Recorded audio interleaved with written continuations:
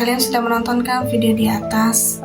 Nih, sekarang kakak mau tanya, siapa nih yang kalau kalian jatuh, tapi kalian dibantuin sama teman kalian?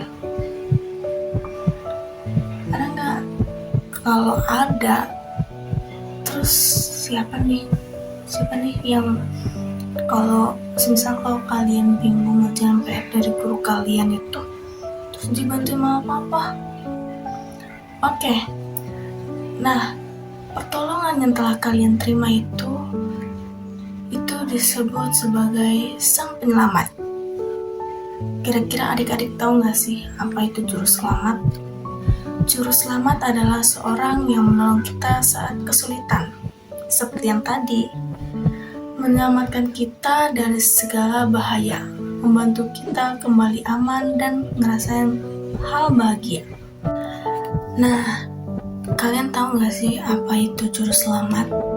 Juru selamat adalah seseorang yang menolong kita di saat kita kesulitan, menyelamatkan kita dari bahaya, membuat kita kembali aman dan ngerasain bahagia. Nah, Yesus adalah sang juru selamat kita, adik-adik yang paling hebat, yang menolong kita pada saat kita mengalami kesusahan atau mengalami kesedihan dalam hidup kita adalah Yesus Kristus. Kenapa Yesus disebut juru selamat? Karena Yesus menyelamatkan kita dari segala dosa, mengasihi kita tanpa syarat, membawa kita kembali dekat dengan Tuhan.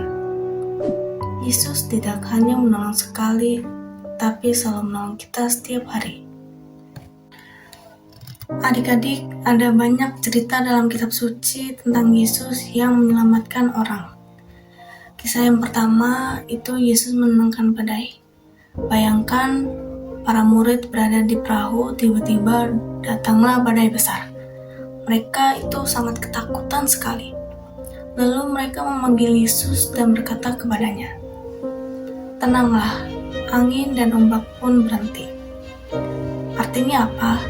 Yesus menyelamatkan mereka dari ketakutan. Yesus mengasihi anak-anak. Yesus juga sangat sayang kepada anak-anak. Ia berkata, "Biarkan anak-anak itu datang kepadaku." Artinya, Yesus dekat dengan kalian, Yesus sayang kalian, Yesus ingin kalian datang kepadanya. Jadi sekarang kita belajar bahwa Yesus itu menyelamatkan kita bukan hanya dulu, tapi juga sekarang. Saat kita takut, Yesus itu menenangkan. Saat kita merasa sedih, Yesus menghibur. Saat kita berbuat salah, Yesus juga mengampuni kita. Lalu saat kita sendirian, Yesus juga mau menemani kita. Nah, dalam artian Yesus itu pasti selalu ada dalam kehidupan kita. Bagaimana Yesus menyelamatkan kita setiap hari? Misalnya, kita hampir bertengkar, tapi kita memilih untuk memaafkan. Terus habis itu kita mau berbagi makanan kepada teman-teman kita yang membutuhkan. Terus kita mau berbuat jujur walaupun kita ngerasa seringkali itu sulit. Terus kita mau berdoa pada saat kita ngerasa takut ataupun kita merasa diri kita itu mengalami kesulitan ataupun mengalami kesedihan. Itu tanda bahwa Yesus itu sedang bekerja dalam hidup kita dan hati kita. Kalau Yesus adalah sang juru selamat kita juga harus menjaga bahwa kita tuh harus berdoa setiap hari,